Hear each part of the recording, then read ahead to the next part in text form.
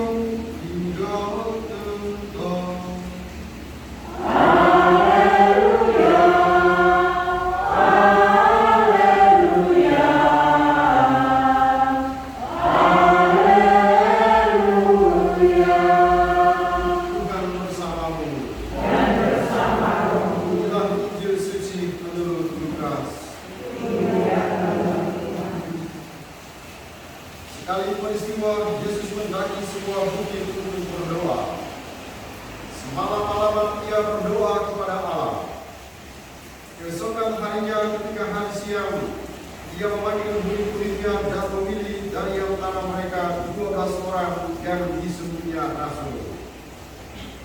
Mereka itu ialah Simon yang diberinya nama Petrus, Andreas saudara Simon, Yakobus dan Yohanes, Filipus dan Bartolomeus, Matius dan Thomas, Yakobus anak Alfeus, dan Simon yang disebut orang Zelot, Yudas anak Yakobus, dan Yudas Iskariot yang kemudian menjadi pengkhianat.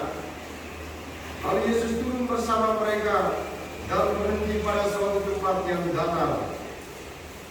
Di situ berkumpullah sejumlah besar murid-muridnya dan banyak orang lain yang datang dari seluruh daerah Yudea dan dari Yerusalem dan dari daerah pantai Tirus dan Sidon. Mereka datang untuk menegakkan Dia dan untuk disembuhkan dari penyakit mereka. Juga mereka yang kerasukan roh-roh jahat mendapat kesembuhan. Dan orang banyak itu berusaha menjamah Dia, sebab daripadanya lah keluar suatu kuasa, dan semua orang itu disembuhkannya. Demikianlah sabda Tuhan.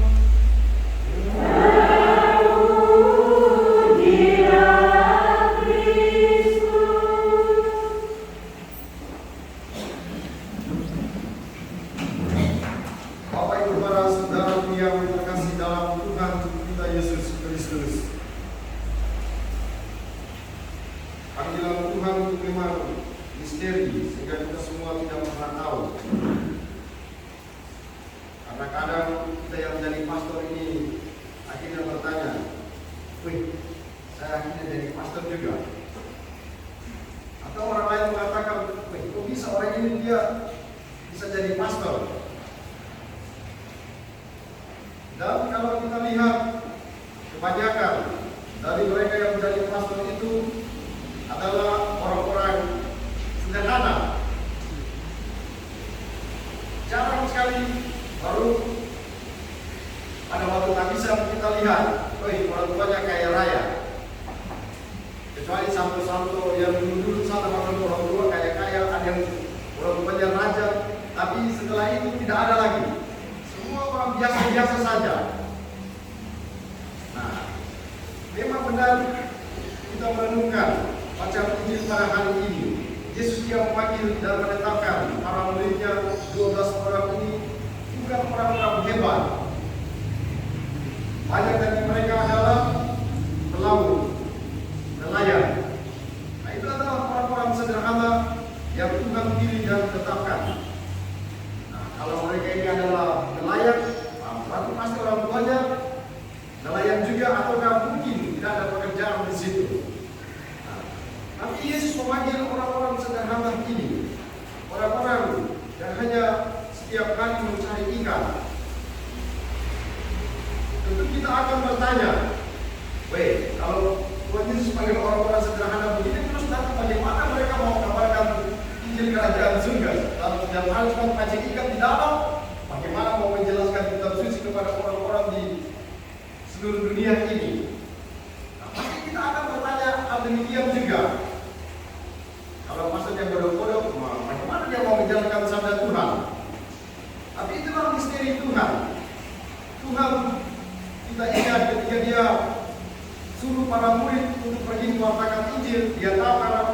ini adalah Simon, anak Selot, lalu kemudian Andreas, saudaranya dan lain-lain. Kita adalah orang sederhana.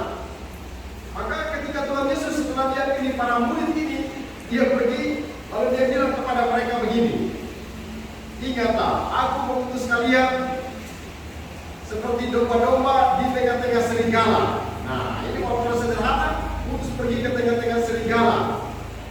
Tapi Tuhan Yesus ketika dia utus para murid, dia bilang apa? Kau jangan takut, kau jangan bawa pakaian, kau jangan bawa tongkat, kau jangan bawa apa-apa.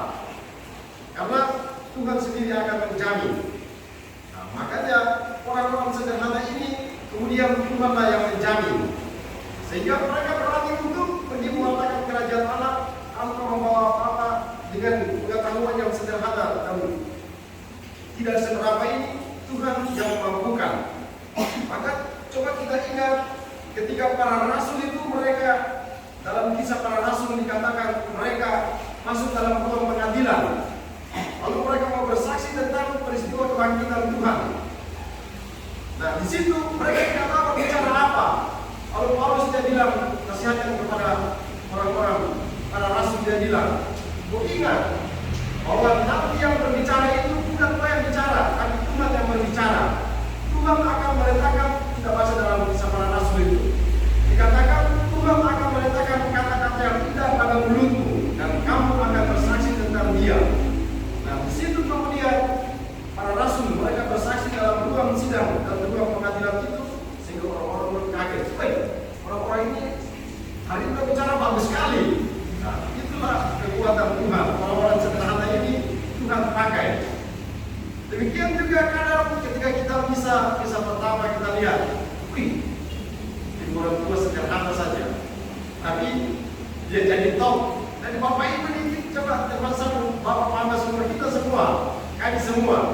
Kemarin mereka yang datang kisah pertama saya bilang, nanti Bapak Ibu siap-siap saja kan, nanti setelah 1 jam kemudian kita lihat, Bapak Ibu menggunakan di Facebook dari mana-mana di media sosial, nanti umum ada di situ. Padahal coba kita lihat, Bapak Ibu yang itu semua orang sederhana saja, tapi mereka jadi top. Pokoknya selama beberapa hari itu mereka top karena di mana-mana, kita buka Facebook lah, buka Instagram lah, lihat saja Bapak Ibu yang sederhana itu dia berdiri. Mungkin tidak pernah pakai jas, hari itu dia pakai jas. Mungkin hari itu dia pakai sepatu cungkil langit itu tidak pernah pakai, tapi hari itu dia pakai sepatu yang itu. Cungkil langit itu sepatu apa itu? Atau apa itu? Naik. Ya, Aladin. Nah itu. Jadi kadang kita berdiri dan kadang saya perhatikan setiap kali orang datang saya perhatikan. Nah ini orang yang biasa pergi ke kebun, hari ini dia kaya sekali. Tapi itulah memang Tuhan itu dia luar biasa. Tuhan itu dia luar biasa karena dia ambil orang-orang yang setiap hari, Pastor Kevin setiap hari dia bawa jadi belakang sana, setiap hari dia sensor kayu. Pada saat tak bisa dia pakai jas. Dan orang udah dia pakai style di depan sana. Tapi itulah Tuhan dia luar biasa, dia pakai orang-orang sederhana. Dia cuma mau bilang, Tuhan waktu dia bilang semua yang baik itu dia sembunyikan kepada orang-orang besar, dan dia nyatakan kepada orang-orang kecil dan sederhana. Nah itulah misteri Tuhan yang mungkin tidak terpandang di situ, kemudian akhirnya jadi terpandang. Orang tua yang sebelumnya tidak ada apa-apanya, tapi setelah habisat mereka muncul dan akhirnya, jangan cerita jauh-jauh lah sama bapak saja. Atau mungkin Bapak Ibu rasakan, sebelum saya jadi pastor ya orang tidak ada. Pokoknya Bapak bawa saja. Tapi setelah jadi pastor, ada rapat, apa begitu, dia bilang ini, ada kursi kosong, ngobrol situ, pasang panggung dulu. Itu pada kecil sederhana, tapi yang itu luar biasa. Jadi orang tua, ya kita harus bangga. Memang akhirnya Injil hari ini dia meneguhkan kita semua. Orang tua yang sederhana, semua yang sederhana itu Tuhan memakai. Maka sebagai orang tua itu harus bangga. Harus bangga bahwa anaknya jadi pastor. Saya tidak tahu yang lain, tapi saya setiap kali misa pasti saya sebut super agung pasti ketika mendoakan pada mereka yang telah meninggal dunia, itu masuk saya tunggu sejenak. Saya ingat papa, mama, keluarga, siapa yang sudah meninggal, saya sebut di situ. Keluarga yang punya masalah di situ, pada saat misa saya sebutkan di situ. Nah, jadi bapak mama kita harus bangga karena minimal ketika bapak ibu mati itu sudah masuk surga sudah. Karena bapak orang Jawa kita begini, orang Jawa itu bilang begini, edan sekali yang punya anak jadi pastor itu. Kenapa? Ya iya, tapi kalau mati masih masuk surga. Kok bisa? Ya iya, orang dalam. Karena anak setiap hari pegang tubuh antara Kristus. Masa Tuhan Allah itu? Ya saya cerita sama orang Jawa, masa anak-anak dia punya anak dari pastor setiap hari pegang tubuh antara Kristus. Kalau orang tua dia masuk neraka, Tuhan Allah bagaimana modelnya? Untuk maksud apa? Dia bilang, Tuhan Yesus waktu dia tergantung di atas kayu salib, di sebelah kiri dan kanan ada dua penjahat. Tapi ketika satu penjahat itu dia bilang, Yesus, ingatlah aku ketika engkau datang sebagai raja. Yesus bilang apa? Hari ini juga engkau bersama aku dalam Firdaus. Kalau orang Jawa bilang, penjahat saja dia masuk surga. Apalagi yang pastor dia punya mama sana, yang pasti masuk surga dulu di tempat terhormat lagi. Nah itu jadi ya kita boleh merasa kadang ada persoalan beban dalam hidup, tapi hari ini kita semua diteguhkan. Sama seperti para murid, kami ini dipanggil dan ditetapkan menjadi imam. Kami bukan dari keluarga yang hebat, tapi dari keluarga yang sederhana, dari keluarga yang mungkin tidak ada apa-apanya. Tapi disitulah Tuhan dia kemudian memilih dan menetapkan, dan disinilah kemudian Tuhan dia buat sesuatu yang luar biasa. Maka Tuhan dia bilang, jangan takut, jangan bawa apa-apa, jangan bawa makan, jangan bawa baju, jangan bawa uang. Nah di sini kemudian saya coba tadi duduk berefleksikan, betul. Pada waktu dihabiskan itu nanti orang tua bingung, wih, pakai 1.000 uang dari mana? Wih, ini baju dari mana? Sekarang saya cuma petani. Memiliki padat pisah dari mana? Nah, Tuhan dia bilang betul, jangan bawa baju nanti. Nanti tiba-tiba ada yang datang bawa ini makanan. Ada yang datang bawa beras. Nanti sebentar ada yang datang bawa baju misa, pakaian perlengkapan misa. Nah, kita orang tua tinggal duduk satu dada saja. Wih, luar biasa. Nah, itu mungkin kita semua belum memahami atau belum merefleksikan tentang hal itu. Tapi itulah cara Tuhan. Ketika dia memilih dan menetapkan orang-orang itu, dia tidak mungkin membiarkan mereka berjalan sendirian. Nah, satu lagi, ketika Simon ini dia dipilih untuk menjadi murid Tuhan, Tuhan itu dia tidak pernah melupakan keluarga dari para murid ini. Kita dengarkan Injil beberapa hari lalu. Yesus dia pergi, dia dengar kalau ibu mertua Simon dia sedang sakit demam. Lalu Yesus bilang, mari kita pergi ke sana. Nah itu keluarga dari Simon yang adalah murid Tuhan. Yesus pergi di sana, lalu dia letakkan tangan di situ, lalu kesembuhan terjadi di situ. Nah berarti Tuhan Yesus sebenarnya ketika dia pilih para murid ini, dia tidak lupa orang yang dipilih, tapi dia juga tidak lupa orang tua yang membesarkan anak-anak ini. Maka lewat perayaan hari ini dan lewat sabda Tuhan pada hari ini, mari kita semua bangga menjadi orang tua pastor, orang tua frater. Karena Bapak Ibu harus yakin bahwa kami tetap mendoakan Bapak Ibu setiap kali dalam misa. Nah, saya sharing pengalaman saja. Ketika satu mama dia sakit, saya masih di Jawa waktu itu, saya mau ujian proposal skripsi, masih S1 waktu itu. Sudah mau naik, tiba-tiba WA, kayaknya mama mau lewat jadi harus pulang apa? Oh, saya maju bisa bilang sama dosen. Pak dosen, ini satu skripsi ini kau taruh saja dulu, nanti baru tahun depan bulan depan masa ujian. Kenapa? Sama lebih penting dari bersama skripsi dulu. Sama pulang. Tapi dalam perjalanan itu belum telepon terus saja, belum video call. Bilang, mami tarik-tarik nafas terus saja. Saya masuk ke dalam kapel katedral itu jam 3:30 setengah 1 siang itu saya taruh handphone di atas salib begini, baru sebentar video call saya bisa. Saya teriak sama Tuhan Allah begini, Tuhan Allah, saya lain kau setiap hari, kau jangan pengen sama mama sekarang ya, kau tunggu sampai ini dulu, baru dia mati. Saya bilang begitu, pokoknya kalau dia mati saja, baca dia percaya kau lain. Woi, tapi pas saya berdoa dalam ini kau minta, akhirnya Paulus 3 saya datang, ternyata macam belum meninggal. Jadi saya dampingi beliau sampai sekitar 3 minggu, terus sudah mau meninggal. Saya bilang begini, ngaku dosa dulu. Oh iya, jadi mau ngaku dosa sama saya. Setelah ngaku dosa, terus saya bilang tidur, saya kasih minyak suci. Habis kasih minyak suci, terus saya ingat waktu itu ada orang meninggal di Yesus sana. Waktu itu sore dapat begini. Waduh, karena saya sudah janji bahwa nanti saya kasih kubur, akhirnya saya pergi. Jadi saya taruh minyak suci di situ, semua di situ. Kalau saya bilang saya mau pergi, mama, kalau mau berangkat sudah. Karena hari ini saya mau pergi, karena apa sudah mau berangkat, saya bilang apapun yang terjadi, saya harus pergi mengumpulkan orang di Yesus. Jadi kalau berangkat sudah, semua sudah lengkap. Jadi saya pergi bisa di Susal, saya bisa.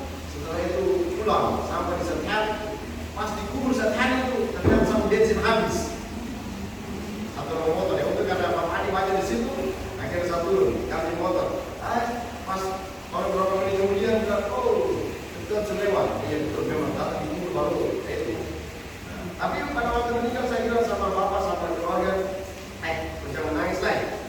Menangis apa lagi? Siapa yang menangis berarti dia belum berbuat sesuatu yang baik untuk orang tua. Semua sudah kita berikan, yang terbaik sudah masuk surga sudah. Nah ini pengalaman sederhana yang sering saya seringkan kepada para frater, bahwa itu kebahagiaan terbesar adalah ketika kita mengumpulkan orang tua kita sendiri. Kebahagiaan terbesar sebagai seorang ibu adalah kita kasih nikah kita punya saudara sendiri. Kita kasih minyak suci sama kita punya mama, kita kasih minyak suci sama kita punya bapak. Dan selalu saya bilang sama para frater begini, kalau kau orang tua harus jadi pastor, kau orang tua sakit, kau cepat pulang. Karena itu kita pastor-pastor sibuk dengan melayani orang-orang di luar sana, kita kasih waktu banyak sama mereka. Kalau kita orang tua sakit, tidak datang. Bahkan ada yang orang tuanya meninggal, dia baru datang dari sana. Datang baru bilang, kau bikin apa saja? Kau sibuk melayani orang tua sendiri, tidak. Tapi itu bagian dari pengalaman yang harus kita ingatkan. Tapi hari ini semoga saudara Tuhan menunjukkan kita semua tetaplah bakal menjadi orang tua, saudara Tuhan dan imam. Karena kami yakin Tuhan itu dia tidak akan membiarkan orang-orang yang dipilih dan menetapkannya orang itu sendiri dan juga kaum keluarganya. Doa kita semua semoga saudara Tuhan hari ini menentukan kita semua. Kita Tuhan memberkati kita semua.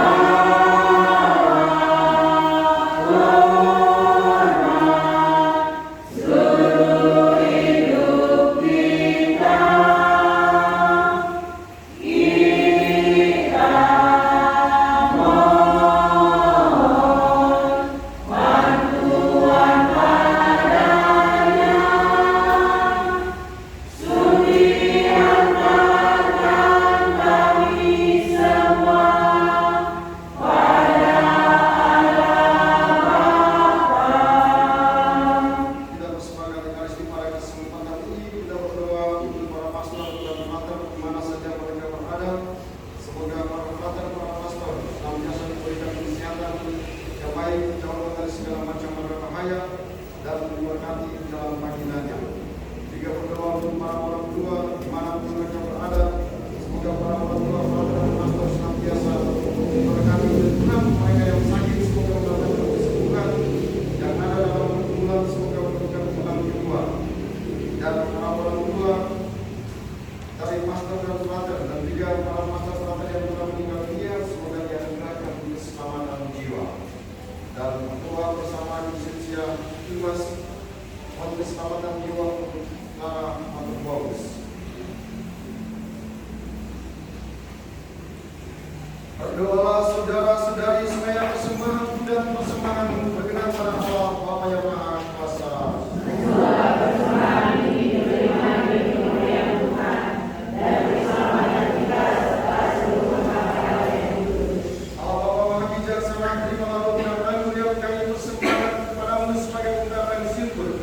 Atas kasih dan perhatian kepada kami demi Kristus Tuhan dan penyertaan kami. Tuhan bersamamu. Marilah mengarahkan hati kepada Tuhan. Marilah bersyukur kepada Tuhan Allah kita. Sungguh pantas dan benar layak dan menyelamatkan bahwa kami selalu dan dimanapun bersyukur kepada Tuhan Bapa yang kudus, Allah yang Maha Kuasa dan berkah. Sebab Engkau begitu mengasihi dunia dengan belas kasih-Mu, sehingga Engkau mengutus seorang penebus bagi kami. Engkau menghendaki agar Dia serupa dengan kami dalam segala hal, kecuali dalam hal dosa. Karena Engkau mencintai kami sama seperti Engkau mengasihi putra-Mu. Oleh ketaatan yang kami dipulihkan untuk menerima anugerah-Mu yang sudah kami hilangkan karena dosa ketidaktaatan. Maka Tuhan bersama para malaikat dan semua orang kudus, kami dengan sukacita memuliakan Dikau sambil berseru. Kudus, kudus, kuduslah Tuhan, Allah segala kuasa, surga dan bumi penuh kemuliaan-Mu. Terpujilah Engkau di surga, diberkatilah yang datang dalam nama Tuhan. Terpujilah Engkau di surga. Sungguh kuduslah Engkau Tuhan, sumber segala kekudusan. Maka kami mohon kuduskanlah persembahan ini dengan pencurahan Roh-Mu, agar bagi kami menjadi tubuh dan darah Tuhan kami Yesus Kristus. Ketika Dia diserahkan untuk menanggung siksa dengan rela, Dia mengambil roti dan sambil mengucap syukur Dia memecah-mecahkan, lalu memberikannya kepada murid-murid-Nya seraya berkata, "Terimalah dan makanlah kamu semua, inilah tubuhku yang diserahkan bagimu."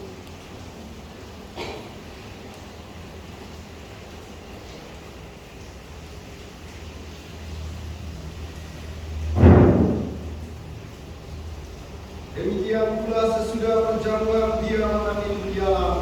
Sekali lagi Dia mengucap syukur kepada-Mu, memberikannya kepada murid-murid-Nya seraya berkata, "Terimalah dan minumlah kamu semua, inilah piala darah-Ku, darah perjanjian baru dan kekal, yang ditumpahkan bagimu dan bagi semua orang demi pengampunan dosa. Lakukanlah ini sebagai kenangan akan aku."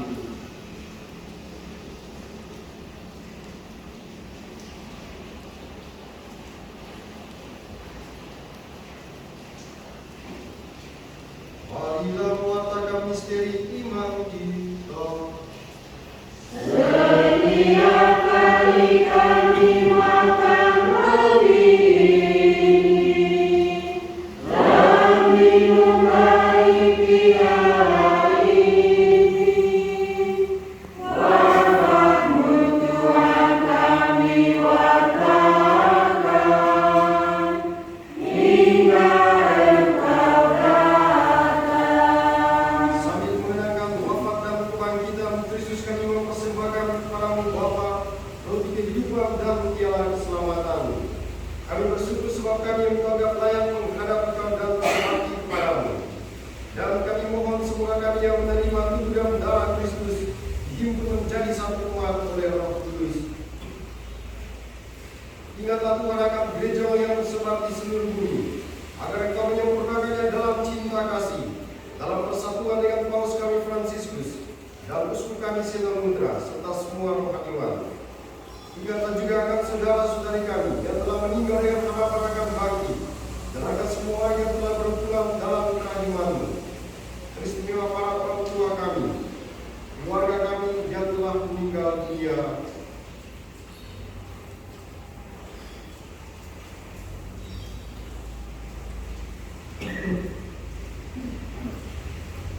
Terimalah mereka dalam cahaya wajah-Mu. Kami mohon kasihilah kami semua, agar kami menerima dalam kebahagiaan abadi bersama Santa Roh Maria Bunda Allah, Sang Yosef mempelainya, para rasul dan semua kudus sepanjang masa yang hidupnya berkenan padamu. Semoga kami mendengar perkenankan tulus serta memuji dan memuliakan Dikau dengan perkataan Yesus Kristus Putra-Mu, dengan perkataan Dia bersama Dia dan dalam Dia, bagi Allah Bapa yang Maha Kuasa, dalam persekutuan dengan Roh Kudus, segala hormat dan kemuliaan sepanjang segala masa. Atas petunjuk pengalaman kita dan menurut ajaran Ilahi, maka beranilah kita berdoa.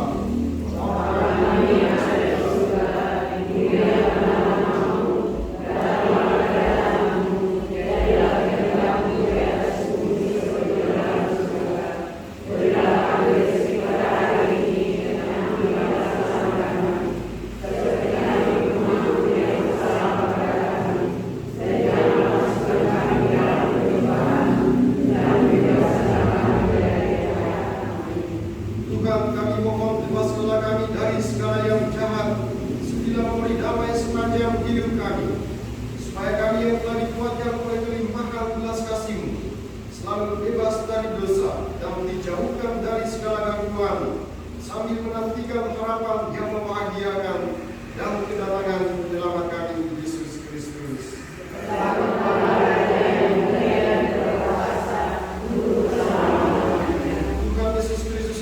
Bersabda kepada para rasul-Mu, damai-Ku tinggalkan bagimu, damai-Ku berikan kepadamu. Janganlah memperhitungkan dosa kami, tapi perhatikanlah iman gereja-Mu dan berilah kami damai dan kesatuan sesuai dengan kehendak-Mu, Engkau yang hidup dan merajat sepanjang segala masa. Amin. Semoga damai Tuhan selalu bersama-Mu dan bersama roh-Mu. Anak domba Allah yang menghapus dosa dunia, kasihanilah kami. Anak Tuhan yang menghapus dosa dunia, kasihanilah kami. Anak Tuhan yang menghapus dosa dunia, berilah kami damai. Lihatlah anak domba Allah, lihatlah Dia yang menghapus dosa dunia. Berbahagialah saudara-saudari yang diundang untuk berjamuan pada domba. Tuhan, saya terbangga semua tangan kepada saya, tetapi bersabarlah saja, maka saya akan sembuh.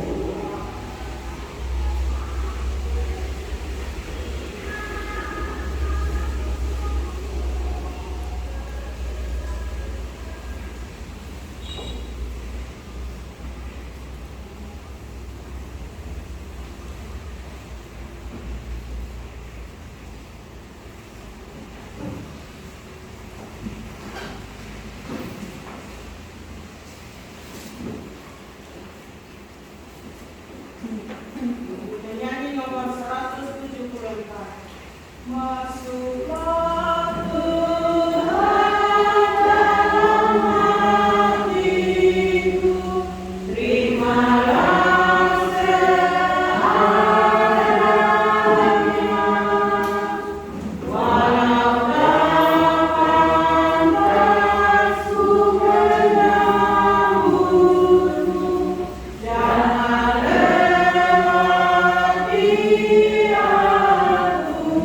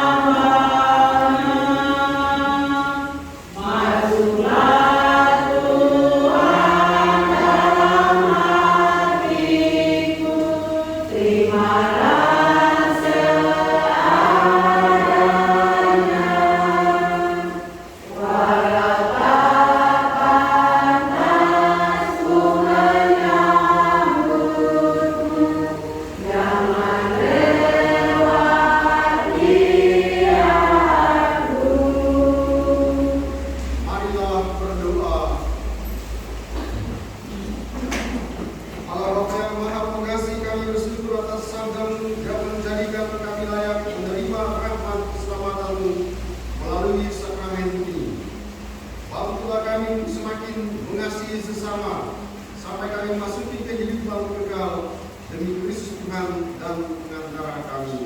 Amin. Kita dengarkan pengumuman dan penyampaian.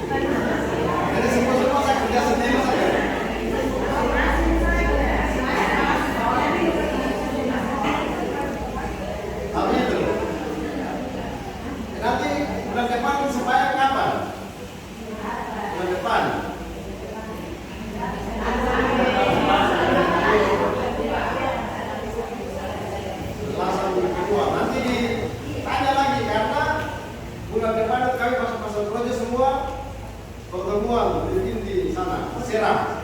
Tapi itu tanggal 19 sampai 20 berapa? Tapi kadang-kadang ada yang pergi duluan. Dan tidak apa begini juga hari dulu sendatang itu. Nah hari itu tidak datang karena itu supaya saya sebutkan di grup. Woi bapak-bapak, hari ini kita sembahyang. Tapi ternyata waktu tidak pas, ada yang pilih misa di atau dia pilih misa di Sabsiu, lalu yang di paroki sekarang dong mulai misa ini kayak di Hotel Dutu, Pastor Yud orang itu dong mulai misa marga, terus mulai misa permarga, jadi setiap malam ada misa marga. Lalu di paroki debut sudah mulai misa rukun masing-masing. Jadi akhirnya bilang nanti bulan depan baru menyesuaikan ya, dan itu semua misa itu. Jadi bikin misa marga, misa rukun. Jadi sudah datang. Jadi itu bilang saja itu ada biasa. Bila saya sebetulnya berdoa sebetulnya semua Tuhan selalu sehat selalu. Pokoknya. Gitu. Jadi sebelum karena sebentar saya kaget saya tidak ada di situ. Nah, jadi nanti terus pagi kumpul nanti pagi supaya ini wajib beli supaya selesai supaya di KPR sudah selesai. Jadi di KPR itu barang-barang semua sudah siap. Tapi itu di sana itu saya semua 400 lembar bonsai di bawah itu di dalam aula itu. Lalu kayu itu betul sensor semua sudah ada di depan sana. Lalu kayu yang nanti bangku itu nanti pasarnya itu bapak potong lah. Jadi semua sudah siap. Tinggal siapa yang mau kerja ini dengan yang barang yang sisa sedikit di dalam kapel dia punya apa itu paling imam ganti karena kemarin saya konsultasi dengan Pak sendiri bilang merubah ini supaya kapel jadi bagus. Oke. Dan bagus dan nanti saya bilang sama orang tua supaya dulu ini bagus sedikit. Di dalam itu Terus bawah semua ada di bawah sana. Jadi kamar yang begitu, satu kamar itu penuh dengan salib, penuh dengan patung, penuh dengan tabernakel, barang-barang semua dalam itu. Termasuk satu siap sistem semua, siap semua dalam ruangan sana. Dan nanti tinggal Bapak Ibu cari cuan sedikit, tukar dengan jamaah sedikit, langsung saya kasih lah. Jadi supaya Bapak Ibu datang lihat sekarang online tau, semua saya kasih rata semua. Kalau di pasar itu Bapak di belakang sana, Bapak ini di belakang itu. Butuh 2 minggu baru barang ini selesai. Karena, bahwa hari dia kasih rusak semua bangunan semua. Mesin itu sampai rusak 5 kali. Karena ya itu kasih rusak ini mau pecahkan akar-akar. Maka semua dikasih rusak gedung itu semua. Yang depan sana dikasih rusak di pasar itu kamar itu sampai masuk di dalam kamar itu keramik ke atas karena air masuk. Jadi saya tidak bagus bagaimana potong saya nanti kalau saya mau lain. Saya potong sudah bersih semua. Nah setelah bersih baru orang di rumah sakit bilang begini, wih, langsung bersih. Sekarang baru lihat KPR sesungguhnya yang rusak sesungguhnya. Wih, sama aja. Karena setelah bersih dari jalan raya sana baru lihat itu plafon-plafon itu tekan-tekan begini. Dari rumah sakit saya baru lihat yang rusak semua. Sudah saya paham. Kalau tahu sesungguhnya rusak itu seperti apa begitu sudah. Nah itu, supaya itu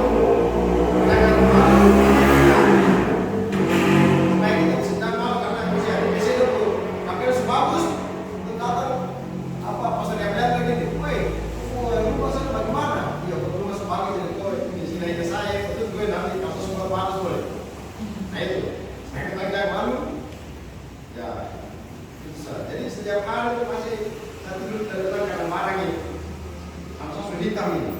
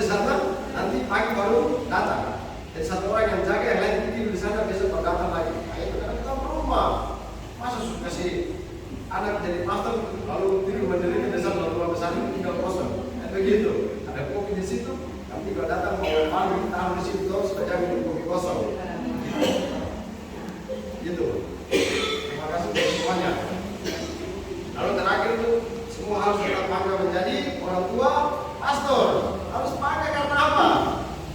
Hasil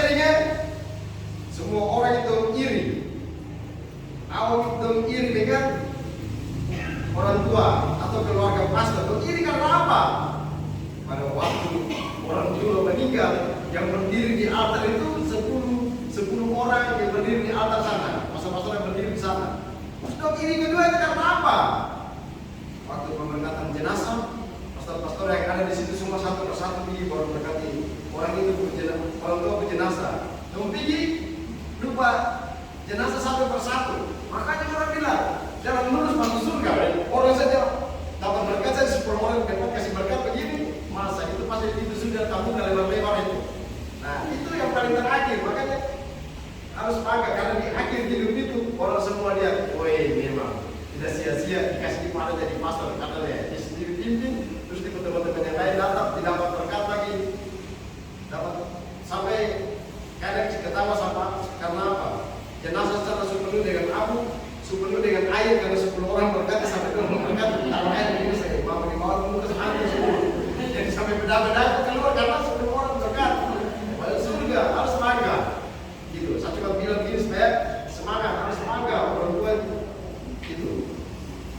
Terima kasih untuk semuanya. Dengan berdoa dan satu kali salam Maria, kita mengucapkan berkat untuk kita semua, para orang tua, para imam, para pater dimanapun mereka berada. Salam Maria, penuh rahmat Tuhan sertamu.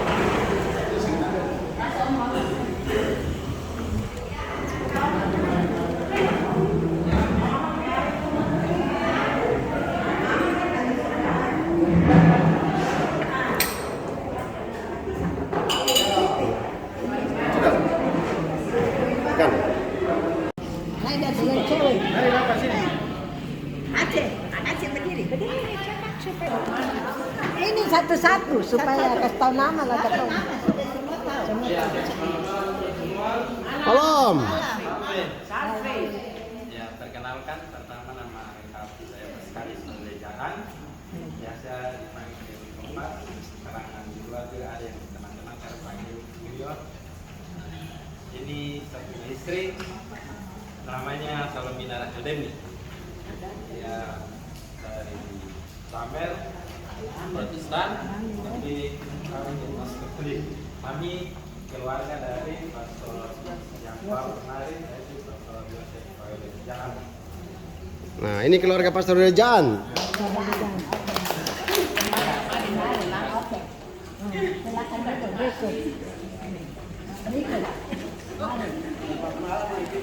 Selamat malam. Nama saya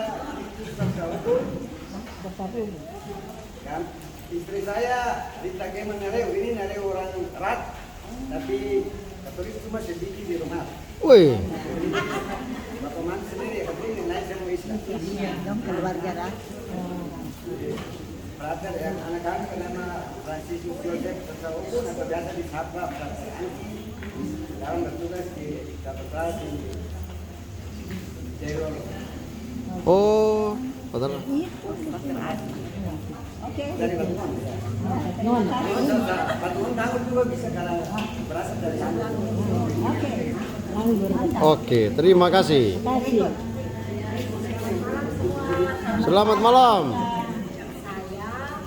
keluarga dari Pastor Amadou Sahada. Oh ya. Oh, Semua di situ. Di rumah. mantap. Mantap. Bergabung sudah dah? Bergabung sudah. Bergabung. Iya. Tuh, Pastor Engga saudara sana. Enggak. Enggak pernah. Engga Fernancanan. Ada juga ada ambil projo, yang Kalimantan sekarang. Nah, Kau nama, Frank? nama frater. Nama Pater Brian Albertus William. Nah, boleh rubun. Jadi antu apa anak ini? Selamat malam. Kenalkan, nama saya Aloysia Ikematubong. Saya kakak dari Pater Desri. Oh, Father Devri Materbongs. Kemarin pastoral di apa? MBD.